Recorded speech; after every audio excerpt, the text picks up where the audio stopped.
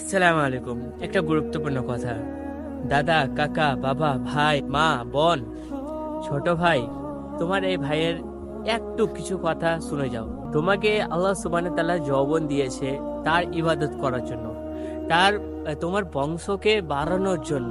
তবে তুমি এই যৌবনটাকে আল্লাহর ইবাদত না করে তুমি কি করছো? নষ্ট করছো।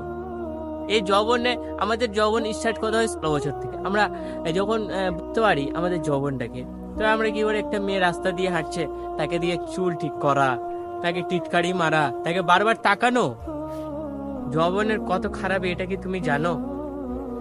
তারপরে তুমি আল্লাহর ইবাদত করো না যৌবন বয়সে। আল্লাহর ইবাদত যৌবন বয়সে আল্লাহ অনেক পছন্দীয় করেন, সব থেকে আফজল ইবাদত নামাজ আল্লাহ যৌবন বয়সে পছন্দীয় করেন, ওই বান্দাকে অনেক পছন্দ করেন। আর তুমি সেই বয়সে ইবাদত না করে কিছু মজার জন্য, কিছু এনজয়